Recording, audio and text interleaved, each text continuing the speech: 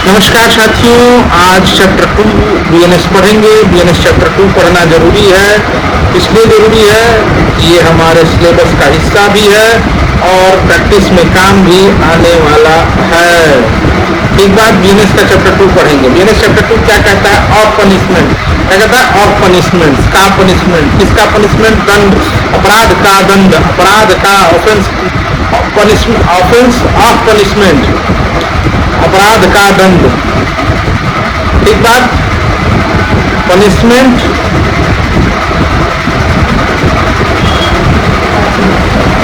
Of offence नहीं होता, of offence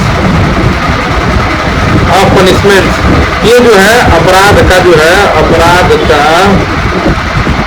का दंड। अपराध क्या है? जो कोड में डिफाइंड है, जिसके लिए दंड निर्धारित किया गया है।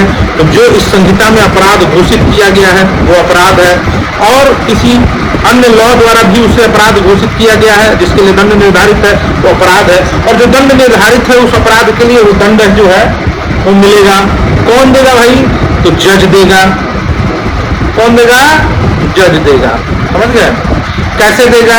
तो ट्रायल कंप्लीट करके। अगर आप गिल्टी होल्ड होते हैं तो, ठीक बात, ये चीज आपके साथ होती है, दंड देने की व्यवस्था है। आई बात समझ में?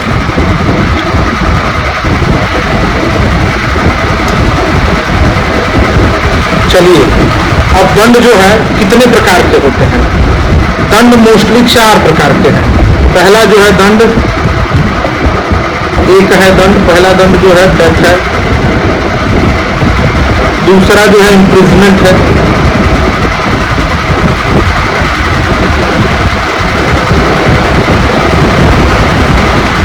तीसरा जो है एक होता है फाइन हो जाएगा।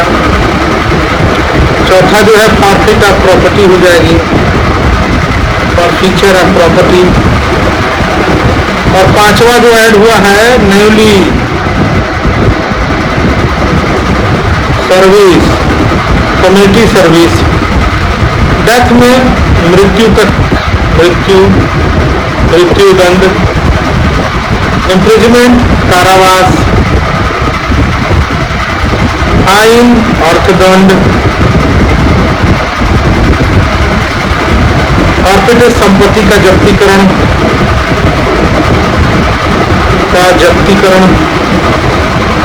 जब्ती। कम्युनिटी सर्विस क्या कहते हैं? कम्युनिटी सर्विस का मतलब होता है, कम्युनिटी का मतलब होता है समाज की सेवा।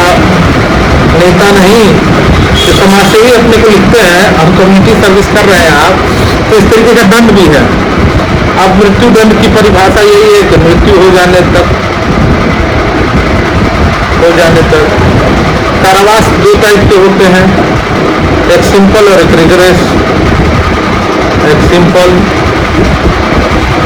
एक बात, रिगरस में क्या होता है? जिसे श्रम कारावास कहते हैं, और साधारण कारावास कहते हैं सिंपल नेचर वाले को। ठीक बात।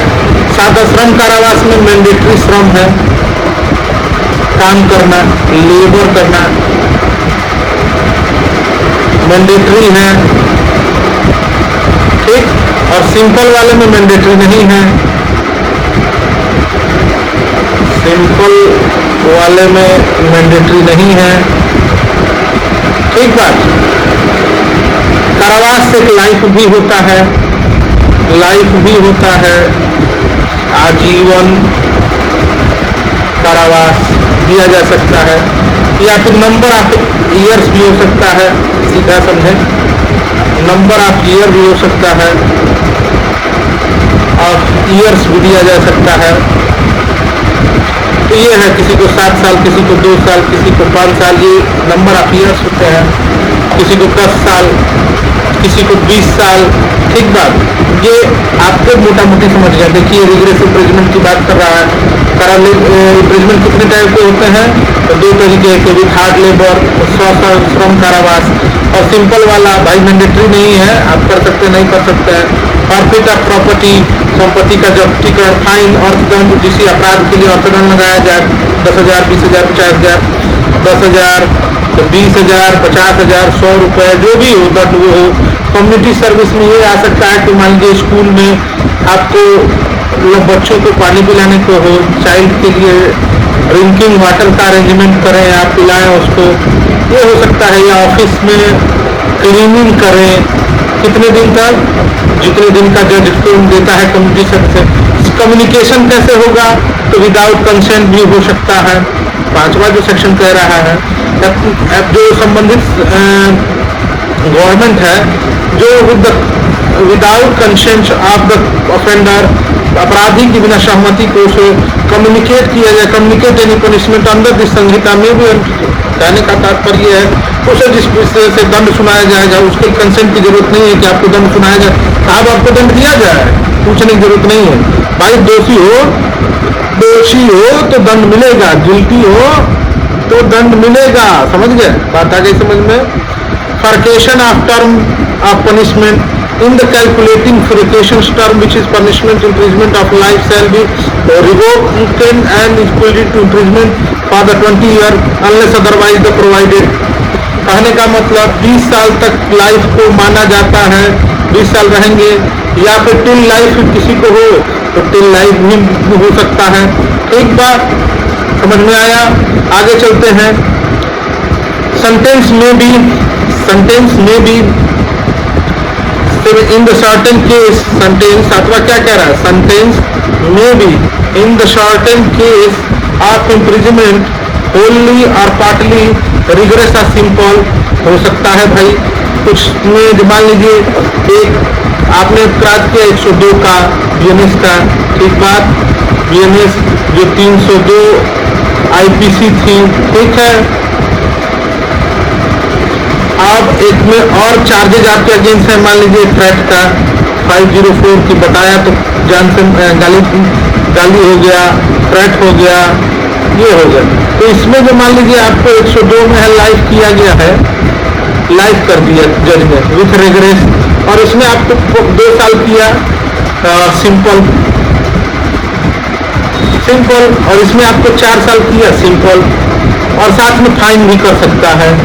तो ये फर्केशन, ये तीनों चीजें आपको एक साथ दी जा सकती है, रिग्रेस इम्प्रिजमेंट भी और सिंपल इम्प्रिजमेंट भी। बात आई कन्फर्म में, और साथ में फाइन भी दिया जा सकता है। तो ये बात आपको मेंटली कंसेप्ट क्लियर होना चाहिए, इसमें कोई कंफ्यूजन नहीं होना चाहिए। Amount of fine, liability to default अपन, अगर मान लीजिए 10, वही मैं कह रहा था, मान लीजिए 102 में आपको लाइफ का कर दिया गया है, लाइफ देने के बाद 20,000 का जुर्माना है, ठीक है। और अगर आप जुर्माना नहीं देते हैं, इनकेस आप जुर्माना आप नहीं पे करते हैं, तो और मच मोर कितना आपको इम्प्रिजमेंट इंक्रीज किया जाएगा, इसकी व्यवस्था की जाती है। देखिए, where no sum is expressed to be which is fine may be extend amount to fine which is offender is liable to unlimited but shall not be excessive। देखिए फाइन कितना दिया जाएगा ये डिफाइन नहीं है, लेकिन अत्यधिक नहीं होना चाहिए, ठीक है। Every case of any offence, मैंने प्रत्येक केस में अलग अलग तरीके का फाइन देने की व्यवस्था। Punishment with the imprisonment as well as fine which is offender sentence to be fine whether term without the imprisonment, ठीक है, या तो कारावास के साथ या उसके विदाउट कारावास के भी दिया जा सकता है। पनिशबल विद द इम्प्रिजमेंट और fine with the fine only which is offender sentenced to be fine। समझ गया? देखिए यहाँ आइए, it shall to be competent to the court which is sentence offender directed by the sentence that the default of payment of fine the offender shall suffer the imprisonment for the certain term which is imprisonment shall be exercised any imprisonment to which may be have been sentences to be may be the liable under the communication of a sentence। कहने का तात्पर्य, अगर आपने वो court का description है कि कितना फाइन करेगी, ठीक है, और एक्ट में भी उस चीज को बताया गया है। लेकिन अगर आप whenever you are not giving a fine, when आप जब फाइन को नहीं देते हैं, अर्थदंड को पे नहीं करते हैं, तो उसके लिए कारावास भी है, इम्प्रिजमेंट भी है। और इम्प्रिजमेंट कितना होगा, ये जज साहब अपने जजमेंट में ही लिख देते हैं। ठीक है। Term which is court direct to the offender imprisonment default payment fine shall not be extend to 1/4 of term to imprisonment, मतलब 1/7, मान लीजिए 8 साल की सजा है तो 1/4 2 भाग, 2/4 जो है 2 भाग, 2 साल से अधिक ज्यादा की इम्प्रिजमेंट नहीं की जाएगी। समझ गया। Imprisonment which is court impose to default of payment fine but to community service में भी एक description which is offender might to have been sentenced of for the offence, community service भी दे सकता है। मतलब कुल मिला के वसूली वो कर ले। 2 months when the amount fine does not exceed the 5,000 rupees, 5,000 के लिए 2 महीने से ज्यादा नहीं। ठीक बात। आइए 4 months amount does not exceed to 10,000,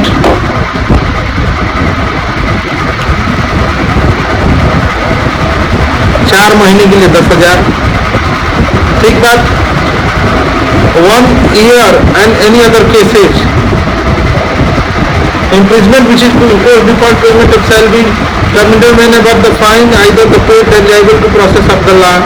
If before the exclusive when the imprisonment fixed default of the payment is such a imprisonment but fine the period of the imprisonment statutory payment is not less than perpetual part of the fine. कहने का तात्पर्य है कि भाई excessive नहीं होगा, मोटे तौर पे समझ लीजिए। एक्सेसिव, नॉट एक्सेसिव, एक्सीव नहीं करेगा किसको। और 2 महीने के लिए 5,000, 10 महीने के लिए 4,000। अब समझ लीजिए इसी रेशियो से कुछ होगा, लगा दिया जाएगा। कुछ नहीं, बिल्कुल क्लियर है। आइए देखते हैं आगे।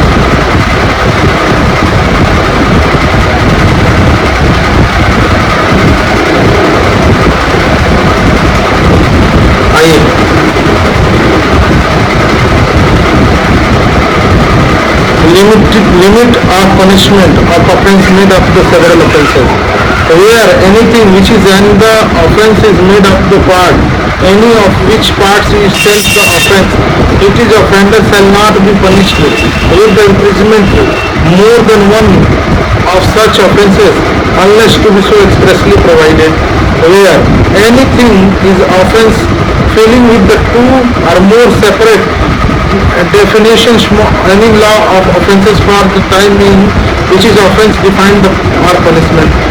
कहने का मतलब एक से ज्यादा अपराधी को एक अपराध के लिए एक से ज्यादा दंड नहीं दिया जा सकता। एक बार जो दंड है वही रहेगा। चलिए आगे देखिए। Punishment for the guilty 1 or several judgment setting that the doubtful which is 1। ये क्या कह रहा है भाई, इसको कहने का मतलब क्या है।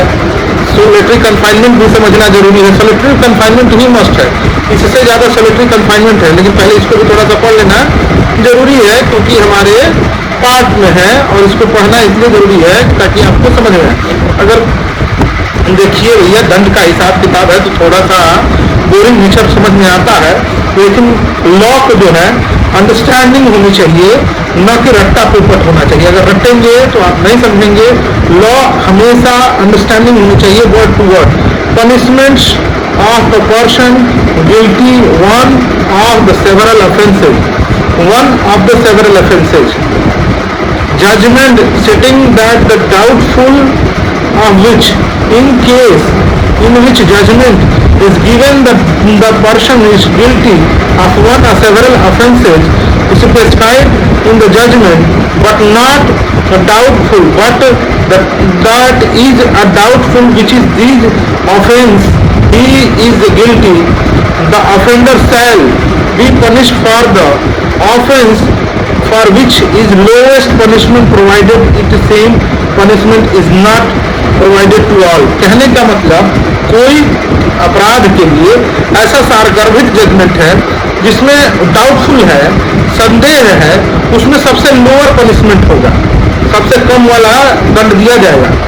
ऐसे किसी में 1 साल से 7 साल है तो 1 साल की कोर्ट दी जाएगी। एक बात, सॉलिटरी कन्फाइनमेंट, तन्हाई, तन्हाई आपने सुना होगा, तन्हाइयों पे कितने गाने बने होंगे, आपने खूब सुना होगा।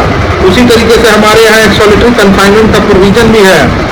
सॉलिटरी कन्फाइनमेंट किसको दिया जाता है भाई? बहुत हाईली अग्रेसिव ऑफेंडर को दिया जाता है। Whenever any person is convicted of any offence for which under the Sanhita court power to sentence to rigorous imprisonment, the court may be it is sentence order that offender shall be kept in solitary confinement for any partitions of this imprisonment to which sentence not extending that the 3-month bail according with the following scale। कहने का मतलब है कोई aggressive है तो जज साहब जो है उसको सॉलिटरी कंसाइनमेंट में भेज सकते हैं, तन्हाई में भेज सकते हैं, एकांत कारावास। जैसे रिग्रेस चल रहा है, बाकी दिनों में लेकिन उनको रहने की व्यवस्था एकांत में कर दी जाएगी, बिल्कुल अकेले, समझ गए। इसको 2 सरकमस्टांस होते हैं, तो उसको डेंजर ऑफ लाइफ हो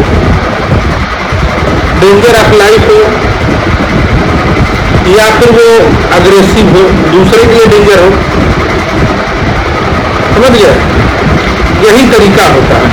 देखिए इसमें लिखा है time not extending to 1 month if term imprisonment shall not be exceed the 6th month, any a time not exceed the 2 month if term imprisonment shall extended to 6 month and shall not extend to 1 month। मतलब एक बार में 3 महीने रखा जा सकता है, 6 महीने से ज्यादा कभी नहीं रखा जाएगा। ठीक बात। चलिए, limit of solitary confinement in the executing the sentence solitary confinement such confinement shell not B for 14 days, 14 दिन से ज्यादा नहीं कह रहा है। क्या कह रहा है? डेज और टाइम वो 3 महीने होगा, लेकिन पार्ट में होगा। Within the interval between the period of solitary confinement, 14 दिन का गैप होगा। 3 महीने का अगर दिया जा रहा है तो 14 दिन का गैप होगा, समझ गए। 14 दिन तन्हाई, फिर मान लीजिए 5 दिन के लिए उनको रख दिया, 2 दिन के लिए रख दिया गया, किसके साथ? आम कैदियों के साथ, तो वो सॉलिटरी कन्फाइनमेंट के फिर उसके बाद 14 दिन दे दिया गया।